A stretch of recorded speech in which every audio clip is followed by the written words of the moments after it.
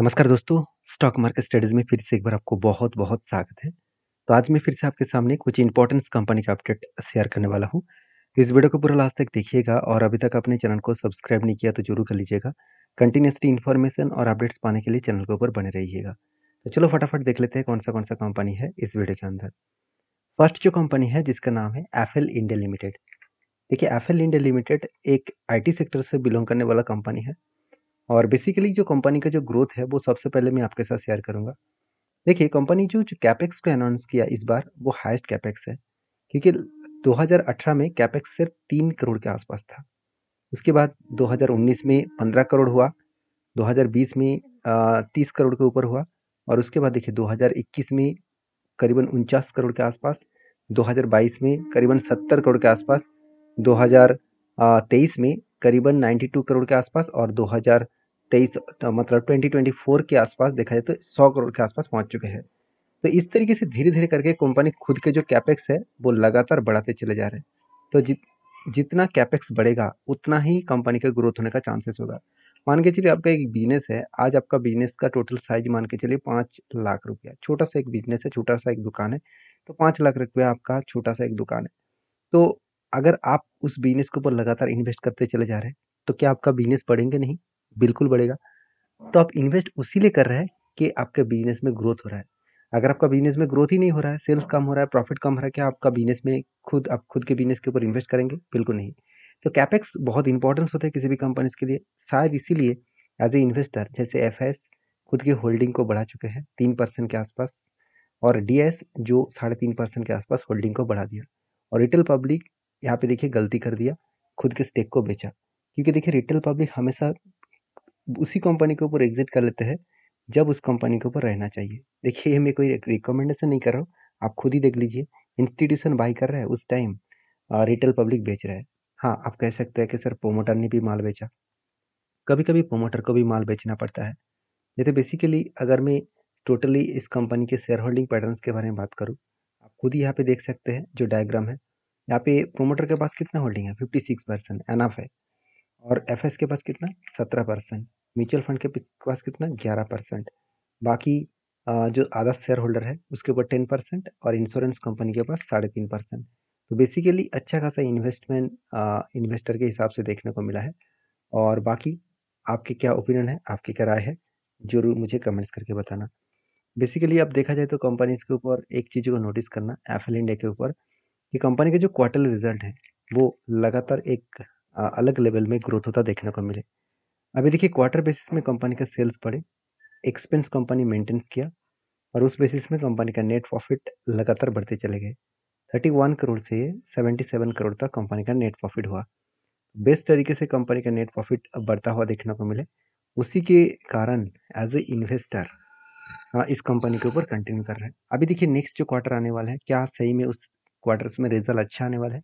पहले ही दिखा दूं मैं आपको। टीटीएम मतलब टिल टू मंथ, पिछले सालों में जो टोटल सेल्स था उससे करीबन 200 से 300 करोड़ के आसपास, 200 से 250 करोड़ के आसपास कंपनी का सेल्स बढ़ चुके हैं। एक्सपेंस को भी कंपनी कंट्रोल में रखे और ऑपरेटिंग प्रॉफिट भी अच्छा खासा देखने को मिला। तो जब कोई कंपनी का ऑपरेटिंग प्रॉफिट अच्छा है, कंपनी का कर्जा कम है और उस बेसिस में कंपनी का नेट प्रॉफिट बनना चाहिए। तो बेसिकली कंपनी आज तक एक बार भी पीछे मुड़ के नहीं देखा, कंटिन्यूअसली हर साल में खुद के प्रॉफिट को बढ़ाते चले गए। तो इसीलिए मैं इस कंपनी के ऊपर एक पॉजिटिव थिंकिंग रखता हूँ और इस कंपनी के ऊपर जो टेक्निकली चार्ट पैटर्न्स बना उसके बारे में चर्चा करूँ तो एक लंबा जर्नी होने के बाद कंपनी के ऊपर एक पैटर्न क्रिएट हुआ। कुछ इस तरीके से शोल्डर क्रिएट किया, फिर से बिग हेड बना और एक शोल्डर बनने की तैयारी कर रहे हैं। अभी देखिए जिस तरीके से करेक्शन हो रहा है उसी लेवल को वो सपोर्ट के हिसाब से देखा, जो लेवल प्रीवियस एक सपोर्ट था, मतलब यहाँ पे एक कंपनी के स्ट्रांगली सपोर्ट है। इसी सपोर्ट को फिर से एक बार रिटेस्ट किया, उसके बाद यहाँ से वो कमबैक करने का शुरू कर रहे हैं। मतलब एक अच्छा खासा यहाँ पे नज़रिया देखने को मिला है। तो बेस्ट तरीके से यहाँ पे सिचुएशन बना है, बेस्ट तरीके से यहाँ पे पॉइंट ऑफ व्यू से देखा है तो बेस्ट तरीके से यहाँ पे एक सपोर्ट लिया है। अब ये देखना है कि वो सपोर्ट को रीबैक करता है कि सपोर्ट को ब्रेक करता है। अगर सपोर्ट को ब्रेक करे तो नेक्स्ट जो सपोर्ट बनेगा 885 के आसपास, तो इस लेवल के ऊपर फोकस रखिएगा। तो नेक्स्ट जो कंपनी है उसके बारे में चर्चा करूँ, उसका नाम है बंधन बैंक। देखिए बंधन बैंक का हालत भी उसी तरीके से है। लगातार मार्केट में प्रेशराइज़ होने के कारण सबसे ज़्यादा अगर कोई कंपनीज़ के ऊपर गिरावट का माहौल देखने को मिला है, वो है बंधन बैंक के ऊपर। तो बंधन बैंक के ऊपर जो प्रेशराइज़ है आप खुद ही देख सकते हैं। इसका जो मतलब टॉप लेवल है, वो लेवल कहाँ पे है? अगर मैं इसका हाई लेवल के बारे में बात करूँ, तो कंपनी का हाई लेवल बहुत-बहुत ऊपर है, बहुत-बहुत ऊपर। मतलब कंपनी का जो हाई हुआ था करीबन 743 रुपीज़ के आसपास, और वहाँ से कंपनी गिरते-गिरते आज कहाँ तक आ चुके हैं? सिर्फ 173 रुपीज़। एक बिग फॉल देखने को मिला। और बंधन बैंक के ऊपर जितने सारे दोस्त ने मुझे कमेंट्स किया कि सर अभी इस कंपनी के ऊपर क्या करना चाहिए? देखिए, हर किसी का अलग ओपिनियन है। मैं ज़रूर कहूँगा बंधन बैंक का जो परफॉर्मेंस है, उस परफॉर्मेंस को सबसे पहले मैं आपको दिखाना चाहूँगा। देखिए कंपनी की जो क्वार्टरली सेल्स है, इसमें आपको कभी भी कमियाँ देखने को नहीं मिलेगा। इस बार भी कंपनी हाईएस्ट रेवेन्यू जनरेट किया और हाईएस्ट इंटरेस्ट भी पेमेंट किए। तो जब कोई कंपनी बेस्ट तरीके से रेवेन्यू और बेस्ट तरीके से इंटरेस्ट यहाँ पे देखा जाए तो पेमेंट किया, एक्सपेंस को भी कंट्रोल किया, और उसके साथ साथ कंपनी नेट प्रॉफिट को भी अच्छा खासा यहाँ पे शानदार तरीके से प्रॉफिट को जनरेट किया। तो क्वेश्चन यहाँ पे ये है कि कंपनी इतने शानदार तरीके से खुद को रिप्रेजेंट कर रहा है, तो ऐसे क्या गलती किया कंपनी ने जिसके चलते शेयर में इतना बड़ा फॉल देखने को मिला? देखिए कंपनी गलती कुछ एक जगह पे किया, वो है कंपनी का एनपीए।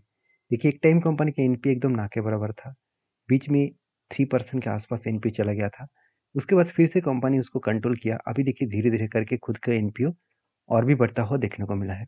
मतलब कंपनी का जो एनपीए का परसेंटेज है नॉन परफॉर्मिंग एसेट का, वो फिर से बढ़ता हुआ देखने को मिले। मतलब बैंक्स कस्टमर को लोन तो दे रहा है, मतलब जितने सारे लोग लोन लेने के लिए आए, सबको लोन तो दिया, मगर सारे कस्टमर ने लोन उसको वापस नहीं किया। तो यही इसी के कारण मार्केट में बहुत ज़्यादा फंड फंसे हुए हैं, और जिसको कंपनी एनपीए के हिसाब से देखते हैं।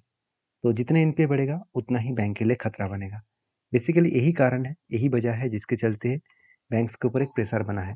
बाकी अगर आपको कोई दूसरा कारण पता है, जरूर जरूर मुझे कमेंट्स करके बताना। तो अभी फिलहाल के लिए मैं इस कंपनी के ऊपर कोई भी ट्रेड नहीं लेने वाला हूँ। मैं पहले ही बोल चुका हूँ, जिस तरीके से एक स्ट्रांगली सपोर्ट को वो ब्रेक किया, रिटेस्ट करने के बाद फिर से ब्रेक करने का कोशिश कर रहा है, वो धीरे धीरे करके नीचे आएगा, 151 रुपीज़ के लेवल तक आने का कोशिश करेंगे। तो आपके क्या ओपिनियन है इस कंपनी के ऊपर, जरूर कमेंट्स करना। फिलहाल के लिए मेरा कोई ट्रेड नहीं है इस कंपनी के ऊपर। जब कोई फ्रेश एंटी फेस लेवल बनेगा, तो मैं जरूर इस कंपनी के ऊपर जरूर कोई डिसीजन लूँगा। नेक्स्ट जो कंपनी है उसके बारे में चर्चा करूँ, उसका नाम है एवेन्यू सुपरमार्ट। देखिए एवेन्यू सुपरमार्ट एक मुझे लगता है एक बेस्ट कंपनी है, क्योंकि एवेन्यू सुपरमार्ट जिसको हम लोग डीमार्ट नाम से जानते हैं, मान लेता हूँ इसका रिलायंस जैसे उतने ज़्यादा स्टोर्स नहीं है, फिर भी जितने ही स्टोर है कंपनी की एक खासियत पॉइंट है, वो सारे के सारे मतलब ज़्यादा से ज़्यादातर स्टोर कंपनी खुद के प्रॉपर्टीज़ है। मतलब खुद के प्रॉपर्टीज़ पहले खरीदारी किए, उसके ऊपर वहाँ पे स्टोर्स बनाए गए, मॉल्स बनाए गए। तो बेसिकली एवेन्यू सुपरमार्ट जो है वो एक पॉजिटिवली हमेशा रहता है, इसीलिए क्योंकि कंपनी कर्जा तो नहीं लिया। अगर कल जाकर कंपनी बिजनेस के ऊपर कुछ खतरा भी आए, अगर उसको फंडिंग का जरूरत पड़े, तो वो किसी भी प्रॉपर्टीज को बेचकर फंडिंग इशू कर सकते हैं विदाउट कर्जा ना लेकर। तो जो एक कंपनी के लिए एक प्लस पॉइंट के हिसाब से देखना चाहिए। और बेसिकली कंपनीज के ऊपर बहुत दिनों से रिजल्ट अच्छा होने के बाद भी कंपनीज के पास उतना ग्रोथ नहीं हो रहा था। मतलब सेल्स देखिए लगातार हर साल बढ़ने के बाद भी इस कंपनीज के ऊपर उतना ज़्यादा ग्रोथ देखने को नहीं मिला। बेसिकली कंपनी का जो नेट प्रॉफिट है वो भी लगातार बढ़ता हुआ देखने को मिले, और नेट प्रॉफिट बनने के कारण कंपनी इसके ऊपर अच्छा खासा ग्रोथ होना चाहिए था, मगर बहुत दिनों से कंपनी इंतजार कराया, और फाइनली जब लेवल को ब्रेकआउट किए तो एक धमाका जैसा परफॉर्मेंस हुआ। आप खुद ही देख सकते हैं। डीमार्ट का अगर मैं चार्ट पैटर्न ओपन कर दूं, तो आप देख सकते हैं कंपनी इसके ऊपर एक पैटर्न्स बना था शोल्डर, और उसके बाद एक बिग हेड बना, उसके बाद शोल्डर की हेड हुआ, और फाइनली उसको ब्रेक करने के बाद कंपनी शानदार तरीके से एक जर्नी दिखाया, शानदार तरीके से एक मोमेंटम जर्नी दिखाया, और मुझे लग रहा है वो इजीली इस लेवल तक टारगेट को अचीव कर सकते हैं। तो टारगेट अचीव होगा वो तो ज़रूर, मगर इस कंपनी के ऊपर एज अ लॉन्ग टर्म के हिसाब से भी मैं इस कंपनी के ऊपर कंटिन्यू कर रहा हूँ। और बाकी जब जब मुझे ट्रेड मिला एज ए स्विंग बेसिस में, तब तब मैंने ट्रेड भी लिया। और मेरा जो ट्रेड यहाँ पे लिया हुआ है तो वो अगर टारगेट अचीव हुआ तो कहाँ तक जा सकते हैं, 5047 के आसपास।